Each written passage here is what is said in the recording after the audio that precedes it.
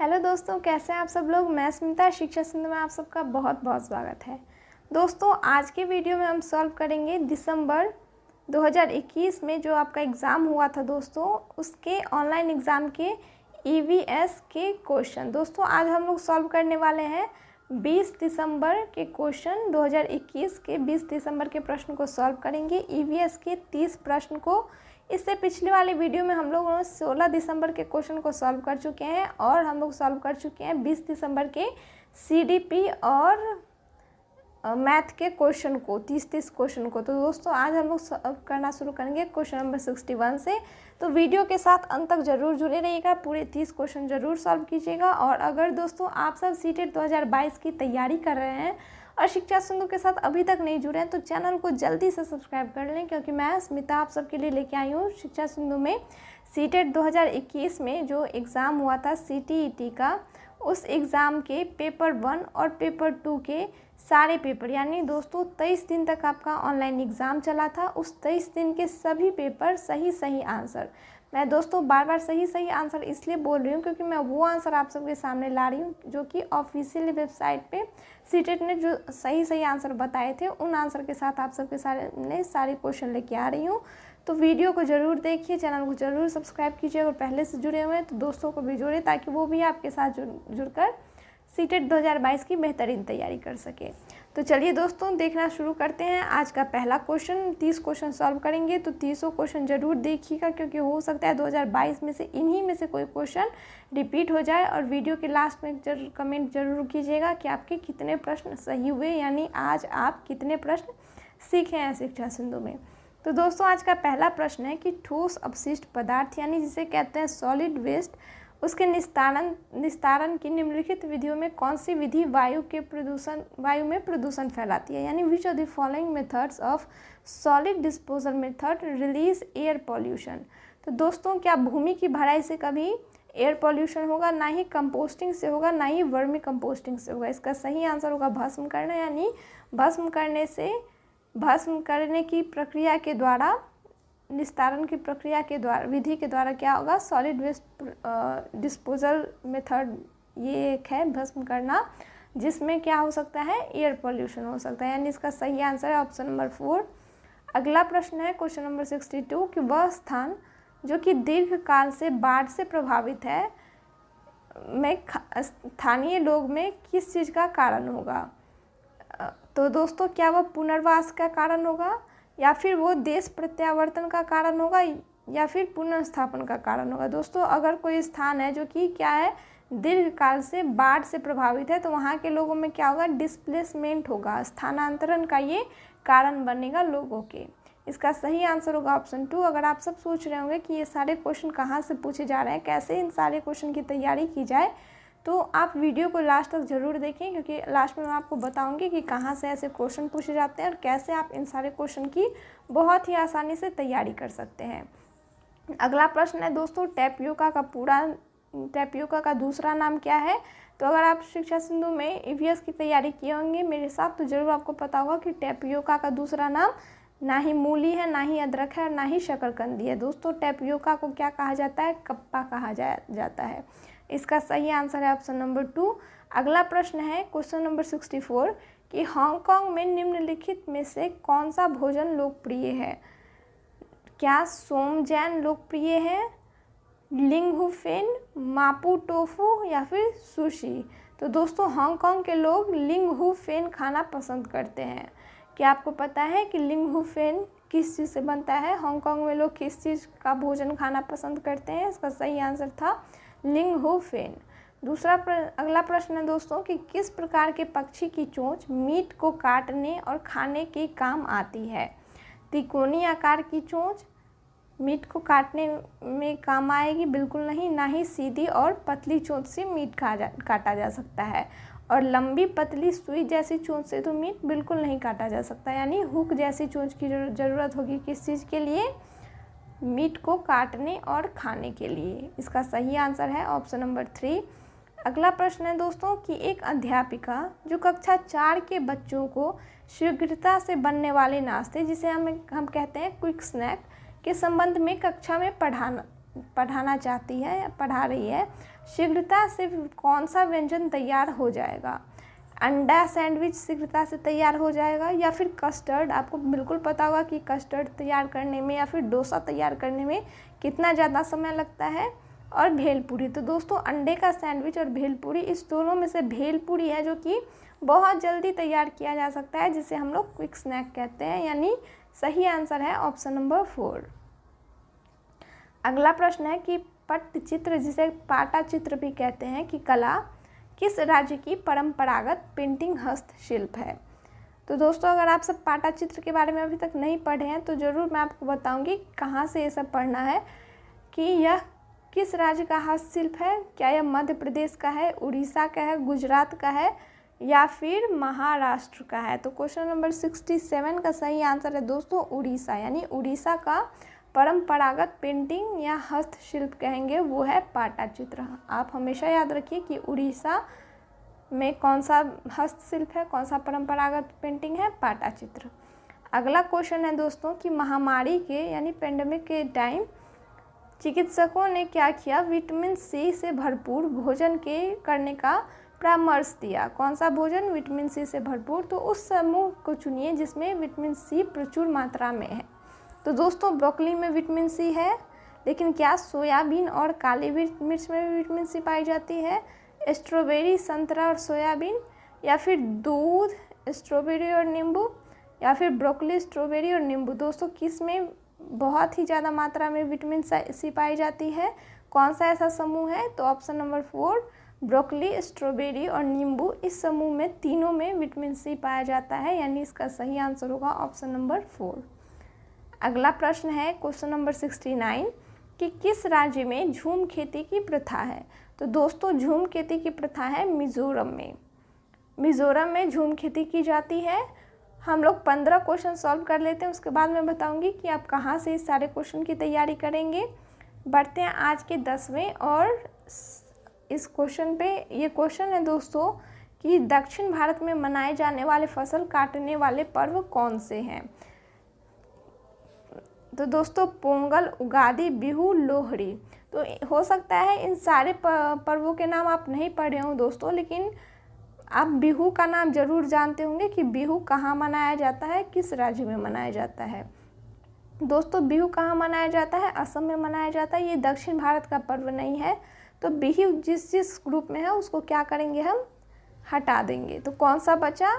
ये बचा। वैसे आप चाहें तो ये याद भी रख लें कि दक्षिण भारत में कौन कौन से फसल काटने वाले पर्व हैं। ओणम, पोंगल, उगादी और विशु, ये पर्व हैं जो कि मनाए जाते हैं दक्षिण भारत में। अगला प्रश्न है क्वेश्चन नंबर 71 कि वर्ली जनजाति वर्ली आर्ट यानी वर्ली कला के लिए सुप्रसिद्ध है, जो कि बनाती है क्या? घास और पत्थरों से। क्या वर्ली आर्ट घास और पत्थरों से बनाया जाता है, या फिर बांस और पत्थरों से, या फिर मिट्टी और पत्थरों से?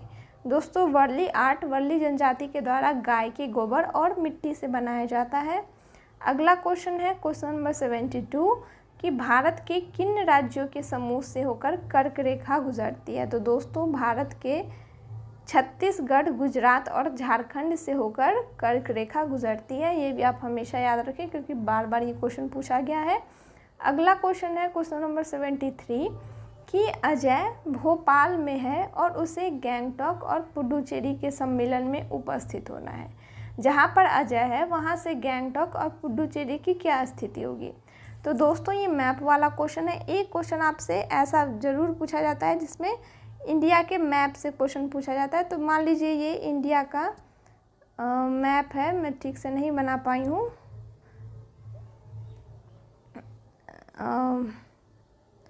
मान लीजिए दोस्तों ये है इंडिया का मैप। इसमें भोपाल कहाँ पे है दोस्तों? मध्य प्रदेश में है भोपाल, यानी मध्य प्रदेश कहाँ है? यहाँ पे है, मध्य प्रदेश में भोपाल है। तो कहाँ पे है अजय? इस स्थान पे है। ये स्थान हो गया किसका? अजय का। अजय को जाना कहाँ है? गैंगटॉक और पुडुचेरी। तो दोस्तों गैंगटॉक कहाँ पे स्थित है? सिक्किम में। और सिक्किम अगर हम देखें तो इंडिया के इस स्थान पे है। तो ये स्थान यहाँ पे जाना है, और एक और जगह जाना है अजय को कहाँ पे? पुडुचेरी। तो दोस्तों पुडुचेरी कहाँ है? इंडिया के सबसे दक्षिणी भाग में यानी कर्नाटक में स्थित है पुडुचेरी। तो देखिए भोपाल में यहाँ पे अजय है और इसे जाना है गैंगटॉक और इसे जाना है पुडुचेरी। तो इसे किस किस दिशा में जाना होगा? तो दोस्तों अजय को जाना होगा। इस मैप वाला क्वेश्चन आए तो आप सबसे पहले ऐसे कर ले, जहाँ पे अजय है वहाँ से दोनों तरफ रेखा खींच ले। अब इस तरफ को, एक तरफ को लिख ले दाहिने तरफ पूर्व, पश्चिम, उत्तर और दक्षिण। तो आप बता सकते हैं कि गैंगटॉक कहाँ स्थित है? गैंगटॉक पूर्व और उत्तर में स्थित है। और पुडुचेरी कहाँ स्थित है? पुडुचेरी पूर्व और दक्षिण में। तो कौन से ऑप्शन में दोस्तों आपको दिख रहा है? उत्तर पूर्व और दक्षिण पूर्व, यानी ऑप्शन नंबर 3 इसका सही आंसर है। बढ़ते हैं अगले प्रश्न की ओर। अगला प्रश्न है क्वेश्चन नंबर 74 कि निम्नलिखित में से कौन सा सबसे छोटा प्रवासी पक्षी है जो कि उत्तर ध्रुवीय क्षेत्र से भारत आता है? तो दोस्तों उस पक्षी का नाम जो कि उत्तर ध्रुवीय क्षेत्र से भारत आता है उसका नाम है लिटिल स्टिंट, यानी छोटा जल रंक या स्टिंट जिसे कहते हैं। यह एक ऐसा पक्षी है, ऐसा छोटा प्रवासी पक्षी है जो कि उत्तरी ध्रुवीय क्षेत्र से भारत आता है। एक भी क्वेश्चन दोस्तों ऐसा नहीं है कि जो कि सिलेबस से बाहर से पूछा गया हो। बहुत क्वेश्चन बच्चे बोल रहे थे कि क्वेश्चन बाहर से आया है, समझ में नहीं आ रहा कहाँ से आया है। तो इस क्वेश्चन की मैं आपको बता रही हूँ कि कहाँ से कैसे क्वेश्चन पूछे जाते हैं। तो दोस्तों अगला क्वेश्चन है कि रोनी इटली से भारत की यात्रा की योजना बनाई, उसके मित्रों ने वहाँ से इटालियन चीज़ पनीर लाने के लिए कहा। तो कौन सी तकनीक चीज़ को सुरक्षित रखने और भारत में लाने के लिए उत्तम है? तो दोस्तों इतने दूर से यानी इटली से भारत लाया जा रहा है इटालियन चीज़, तो इसे डिब्बा बंद करके बस नहीं लाया जा सकता है, ना ही इसे निर्जलीकरण यानी जिसे कहते हैं डिहाइड्रेटिंग करके लाया जा सकता है, और ना ही सॉल्टिंग के द्वारा इसे इतनी दूर से अच्छे से लाया जा सकता है। अगर इटली से भारत लाया जा रहा है तो सबसे बेस्ट तरीका है वैक्यूम पैकिंग जिसे कहते हैं निर्वात पैकिंग। इसका प्रयोग करके चीज़ को सुरक्षित रखा जा सकता है और इटली से पनीर सुरक्षित भारत मंगवाया जा सकता है। तो दोस्तों ये जो क्वेश्चन थे ये सारे क्वेश्चन पूछे जाते हैं एनसीईआरटी से। तो अब एनसीईआरटी से एक भी क्वेश्चन यहाँ पे नहीं था जो कि एनसीईआरटी के बाहर से आया था, यानी सारे क्वेश्चन यहाँ पे 15 क्वेश्चन आप देखें, 15 के 15 क्वेश्चन एनसीईआरटी से पूछे गए थे। तो अब एनसीईआरटी के ईवीएस के बुक से, तो दोस्तों आप ईवीएस का बुक एनसीईआरटी का इतना चैप्टर इतना बुक पढ़ें ये तो संभव नहीं है, इसलिए आप चाहें तो शिक्षा सिंधु पे ईवीएस के कुछ चैप्टर और चैप्टर के कुछ मेन पॉइंट जो हैं उस सब को एक साथ रख के आप सबके लिए कुछ वीडियो बनाया गया है जिससे आपको आसानी हो, आप इजी से समझ सके चीज़ों को और अपना टाइम बचा सके, आपका टाइम भी वेस्ट ना हो, इसके लिए बनाया गया है एक प्लेलिस्ट जिसे आप देख सकते हैं, जिसमें हम ईवीएस के एनसीईआरटी का पूरा निचोड़ रखे हैं। तो आप वहाँ से एनसीईआरटी की तैयारी कर सकते हैं। आप वहाँ से अगर पढ़ लें तो वहाँ देखेंगे ये सारे क्वेश्चन जो मैं कि यहाँ पे बता रही हूँ वो सारे क्वेश्चन एनसीईआरटी के वहाँ पे बुक में हम सब पढ़े हैं पहले। तो अब पढ़ते हैं, देखते हैं अगला क्वेश्चन। यहाँ से दोस्तों हो सकता है यहाँ से पेडागोजी यानी ईवीएस के शिक्षण शास्त्र के प्रश्न पूछे जाएंगे। अब 15 क्वेश्चन अगले। तो अगला क्वेश्चन है कि ऑनलाइन कक्षाओं की अवधि में एक ईवीएस शिक्षिका दृष्टिबाधित यानी ऐसा बच्चा जो कि देख नहीं सकता ऐसे विद्यार्थी को कैसे शिक्षण करेगी? तो क्या करेगी?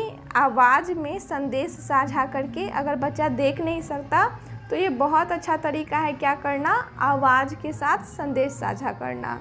अगला है ढेर सारी मौखिक व्याख्या का उपयोग करके, सहपाठियों द्वारा व्याख्या करके, ये भी सही तरीका है, लेकिन ठोस अनुभवों का उपयोग करके। तो दोस्तों कौन कौन सा इसमें सबसे सही आंसर होगा? क्वेश्चन नंबर 76 का सही आंसर होगा दोस्तों क्या? ऑप्शन नंबर 1, यानी बच्चा अगर देख नहीं सकता तो उसे आवाज़ में संदेश भी साझा किया जा सकता है, ढेर सारी मौखिक व्याख्या भी दी जा सकती है, सहपाठी के द्वारा व्याख्या भी दी जा सकती है, लेकिन ठोस अनुभवों का उपयोग क्या ऑनलाइन क्लास में किया जा सकता है? ऑनलाइन क्लास में शिक्षिका ठोस अनुभवों का उपयोग नहीं कर सकती हैं, बच्चों को ठोस वस्तु नहीं दे सकती है अनुभव करने के लिए, यानी इसका सही आंसर क्या होगा? ABC। दृष्टिबाधित के लिए ये चारों सही है, लेकिन बात यहाँ हो रही है ऑनलाइन कक्षा की, इसलिए ऑप्शन नंबर D यहाँ पे नहीं होगा। अगला प्रश्न है क्वेश्चन नंबर 77 कि श्रवण बाधित बच्चों की शैक्षिक आवश्यकताओं के प्रबंध के लिए, यानी ऐसे बच्चे जो सुन नहीं सकते, उनके आवश्यकताओं के प्रबंध के लिए शिक्षिका को ऑनलाइन शिक्षण में रूपांतरण करना चाहिए। कैसे? ऑनलाइन कक्षा के दौरान विशेष शिक्षक की सहायता लेनी चाहिए, बिल्कुल लेनी चाहिए। केवल उनके लिए ऑफलाइन कक्षा का प्रबंध करके हो सकता है, अगर श्रवण बाधित बच्चे सही रूप से ना समझ पाएँ तो उनके लिए ऑफलाइन कक्षा भी प्रबंध की जा सकती है। उप शीर्षकों और साथ साथ अनुशीर्षकों को अपनी वीडियो और पीपीटी के साथ जोड़ना ये भी सही है। अगर बच्चे सुन नहीं रहे हैं तो उन्हें अगर वीडियो और पीपीटी के थ्रू पढ़ाया जाए तो वो भी बेस्ट है। अधिक दृश्यों का उपयोग करके बच्चों को दृश्यों का उपयोग करके भी श्रवण बाधित बच्चों को शैक्षिक शिक्षा दी जा सकती है। तो दोस्तों यहाँ पे चारों ऑप्शन सही है। ये आंसर जो मैं आपको बता रही हूँ वो आंसर सीटेट ने बताया। कई बच्चों को लग रहा होगा कि केवल उनके लिए ऑफलाइन कक्षा का प्रबंध सही नहीं है, लेकिन सीटेट ने बताया था कि ये चारों ऑप्शन सही है, इसलिए आपको ये चारों ऑप्शन सही मान के ही चलना है। अगला क्वेश्चन नंबर 78 है कि सेवापूर्व शिक्षक अपने नैतिक मूल्यों, व्यक्तित्व, हित और अभिरुचि को जानने के लिए क्या उपयोग करेंगे? क्या रचनात्मक आकलन उपकरणों का प्रयोग करेंगे जिसे कहते हैं फॉर्मेटिव असेसमेंट टूल्स, या फिर योगात्मक आकलन उपकरण जिसे कहते हैं सम्मेटिव असेसमेंट टूल्स, या फिर सेल्फ असेसमेंट टूल्स यानी स्व आकलन उपकरण, या फिर रचनात्मक और योगात्मक आकलन उपकरणों का यानी फॉर्मेटिव और सम्मेटिव आकलन टूल्स का। तो दोस्तों अपने नैतिक मूल्यों की बात हो रही है, अपने व्यक्तित्व, हित और अभिरुचि की बात हो रही है, तो इसके लिए किस चीज़ का प्रयोग किया जाता है? स्व आकलन उपकरण यानी सेल्फ असेसमेंट टूल्स का प्रयोग किया जाता है। इसका सही आंसर होगा ऑप्शन नंबर 3।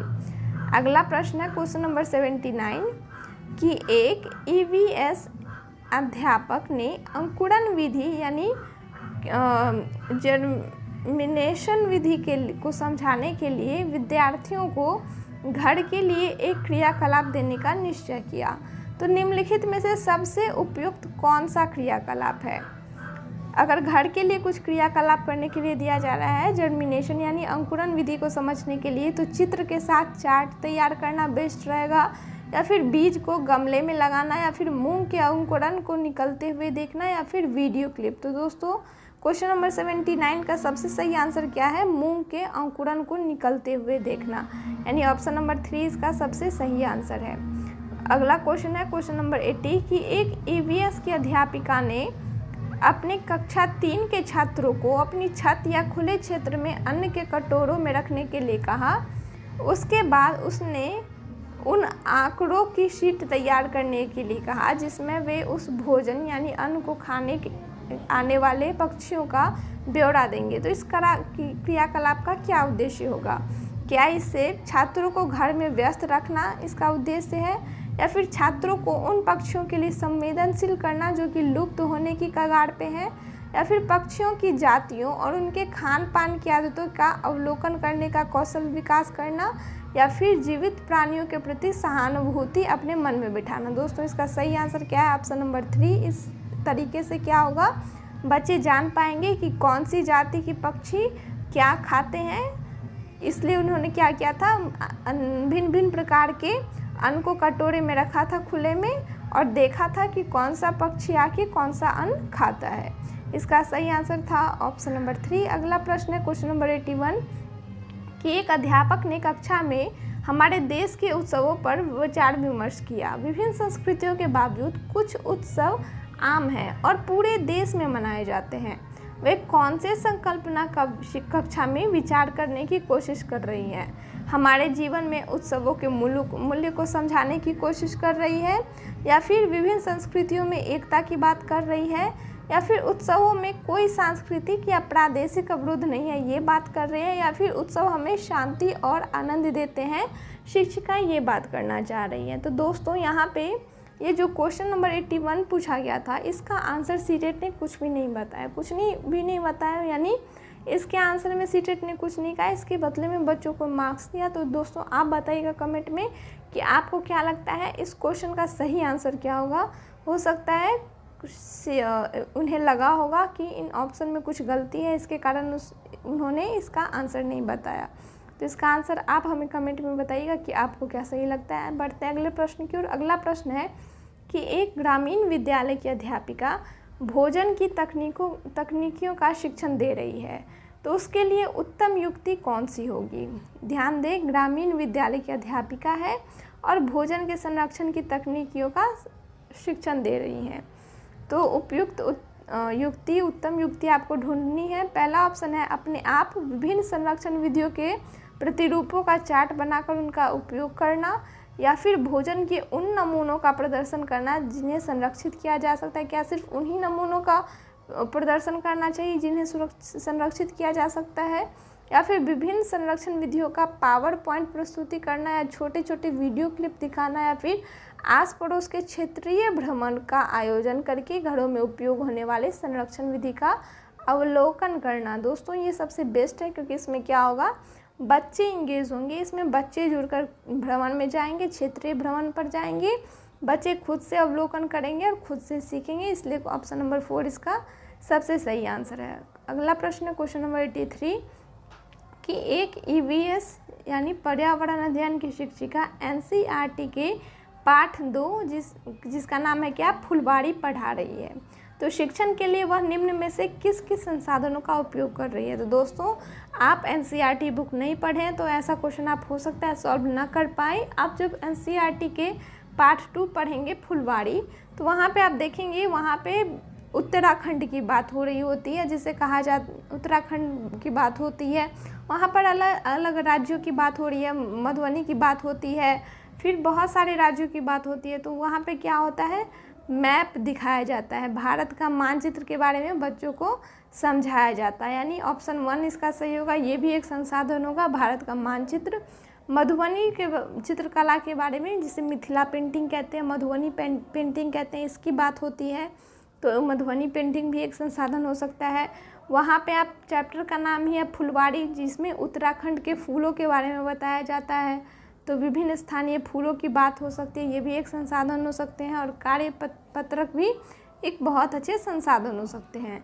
तो क्वेश्चन नंबर 83 का सही आंसर क्या होगा दोस्तों, इसका सही आंसर होगा ABCD, यानी ये सारे ऑप्शन। अगला प्रश्न है क्वेश्चन नंबर 84 कि कक्षा 4 के विद्यार्थियों को अनधिकार शिक्षा के प्रति संवेदनशील करने के लिए निम्न में से कौन सी विधि प्रभावकारी है। सबसे पहली विधि वाद विवाद करवाना, समाचार पत्र की क्लिपिंग दिखाना, पोस्टर प्रस्तुतिकरण, या फिर नारे लिखना। तो दोस्तों समाचार पत्र की क्लिपिंग दिखाना सबसे बेस्ट तरीका है समझाने के लिए बच्चों को। आगे है क्वेश्चन नंबर 85 कि व्यवसाय में रूढ़िवादी छवि के मुद्दे के प्रति विद्यार्थियों को संवेदनशील करने का प्रभावशाली तरीका कौन सा है। तो सबसे प्रभावशाली तरीका है, ना ही सामाजिक मीडिया, ना ही समाचार पत्र, ना ही रेडियो, क्या है, नुक्कड़ नाटक, जिसमें बच्चे शामिल होंगे, बच्चे ज़्यादा संवेदनशील तरीके से समझेंगे। तो सबसे प्रभावशाली तरीका है नुक्कड़ नाटक, यानी ऑप्शन नंबर 2। अगला क्वेश्चन है क्वेश्चन नंबर 86 की पर्यावरण अध्ययन के उद्देश्य को सफल करने के लिए पाठ्यचर्या आधारित होनी चाहिए, कैसी होनी चाहिए। तो दोस्तों पाठ्यचर्या ध्यान देख सकते हैं, लर्निंग डैश द इन्वायरमेंट, यानी पर्यावरण अधिगम के बीच में कैसा कैसा संबंध होना चाहिए। तो दोस्तों पर्यावरण कैसा होना चाहिए, लर्निंग कैसा होना चाहिए, अधिगम कैसा होना चाहिए। अधिगम होना चाहिए पर्यावरण के बारे में, यानी लर्निंग अबाउट इन्वायरमेंट। पर्यावरण होना चाहिए, अधिगम होना चाहिए पर्यावरण के माध्यम से, यानी लर्निंग थ्रू इन्वायरमेंट। पर्यावरण होना चाहिए अधिगम के लिए, यानी लर्निंग फॉर इन्वायरमेंट, यानी इसका सही आंसर होगा ऑप्शन नंबर 2। ऑप्शन नंबर 2 इसका सही होगा, के बारे में, के माध्यम से, यानी पर्यावरण के बारे में, पर्यावरण के माध्यम से और पर्यावरण के लिए अधिगम होना चाहिए। अगला प्रश्न है क्वेश्चन नंबर 87 कि अध्यापक ने अपने छात्रों को विद्यालय के बगीचे में गुलाब के पौधे को ढूंढने के लिए कहा। छात्रों ने देखा कि कुछ में फूल नहीं खिले हैं। उसने उन्हें निर्देश दिया कि वे पौधों को प्रतिदिन देखेंगे, कितने दिन में उसमें बहार आती है। यहाँ पर अध्यापक निम्न में से क्या विकास करना चाहते हैं। तो दोस्तों यहाँ पर देखना है कि 4 चीज़ लिखे, इसमें शिक्षक क्या क्या विकास करना चाहते हैं अध्यापक। पहला है प्रयोग में आंकड़ों को दर्ज करने का कौशल, ये इससे विकसित हो सकता है अगर बच्चे डेली देखें, डेली लिखें कि क्या क्या हो रहा है। इसमें छात्रों में जिज्ञासुता भी आ सकती है। प्राकृतिक सौंदर्य के अजूबे देखने के लिए शिक्षक नहीं ऐसा कह रहा है, ना ही शिक्षक कह रहा है फूलों को पुष्पित होने की क्रिया का आनंद लेने के लिए। यानी इसका सही आंसर क्या होगा? ऑप्शन नंबर ए और ऑप्शन नंबर बी 87 का सही आंसर होगा। अगला प्रश्न है क्वेश्चन नंबर 88 कि ट्रैफिक स्थल या चौराहे पर कुछ व्यक्ति अपने वाहन का इंजन बंद नहीं करते हैं। तो एक ईवीएस शिक्षिका ने इस विषय पर क्या किया? कक्षा में चर्चा की। तो वह छात्रों को क्या संप्रेषित करना चाहती है? क्या वह छात्रों को बताना चाहती है कि वायु और ध्वनि प्रदूषण का यह कारण हो सकता है, या फिर वह यह बताना चाहती है कि अनवीकरणीय संसाधन यानी ऐसे संसाधन जिसे दोबारा हम नहीं बना सकते का समझदारी से उपयोग करना चाहिए, या फिर प्राकृतिक संसाधनों का दुरुपयोग नहीं करना चाहिए, या फिर इसे रोकने के लिए हमें कदम नहीं उठा रहे हैं, सरकार कदम नहीं उठा रही है। तो दोस्तों इसका सही क्या होगा आंसर? इसका ये चारों ऑप्शन सही है, यानी ऑप्शन नंबर 4 इसका सही आंसर है, ए बी सी डी चारों। अगला प्रश्न है क्वेश्चन नंबर 89 कि एक शिक्षिका अपने छात्रों को उन तरीकों को बता रही है जिससे वे अपने घरों के पर्वों के दौरान सुसज्जित करते समय स्थानीय पदार्थों का उपयोग कर सकते हैं। तो उस चर्चा का क्या उद्देश्य हो सकता है? दोस्तों क्या उसका ये उद्देश्य हो सकता है कि छात्रों की रचनात्मकता में वृद्धि हो, या फिर उसका ये उद्देश्य हो सकता है कि स्थानीय वस्तुओं का उपयोग करके कला और संस्कृति को सुसज्जित किया जा सके। जरूर हो सकता है, क्योंकि यहाँ पे स्थानीय पदार्थों की बात हो रही है। स्थानीय विक्रेताओं को भी इससे सहायता मिल सकती है, और यह साझा करना कि वस्तुएं सस्ती होती है, ये भी सही है। यानी option number 4 A B C D चारों ऑप्शन इसका सही आंसर है। ऑप्शन नंबर 4 इसका सही आंसर है। अगला प्रश्न है क्वेश्चन नंबर 19 कि निम्नलिखित में से क्वेश्चन नंबर 90 है कि निम्नलिखित में से कौन सा साधन पर्यावरण अध्ययन के विद्यार्थी के आकलन के लिए गुणात्मक आंकड़े को इकट्ठा करता है? तो दोस्तों गुणात्मक आंकड़े हमेशा एनेक्डोटल रिकॉर्ड में इकट्ठा किया जा सकता है, यानी जिसे कहते हैं क्वांटिटेटिव डाटा हमेशा एनेक्डोटल रिकॉर्ड में किया जाता है इकट्ठा, यानी जिसे हिंदी में कहते हैं दृष्टांत अभिलेख। ना ही ये पेपर पेंसिल परीक्षण कार्यपत्रक और ना ही कार्य निर्धारण मापनी यानी रेटिंग स्केल पे होता है, यानी इसका सही आंसर है ऑप्शन नंबर 1। तो दोस्तों यहीं पे खत्म होते हैं आज के 30 प्रश्न। जरूर बताइएगा कि इसमें से कितने आपके सही हुए हैं। लास्ट तक देखने के लिए बहुत बहुत धन्यवाद। ऐसे ही देखते रहें, शिक्षा सिंधु के साथ जुड़े रहें। पसंद आया हो तो ज़रूर लाइक सब्सक्राइब और दोस्तों के साथ शेयर कीजिएगा। दोस्तों कल हम सॉल्व करेंगे लैंग्वेज 1 के क्वेश्चन, तो ऐसे शिक्षा सिंधु के साथ जुड़े रहें और शिक्षा सिंधु को अपना सपोर्ट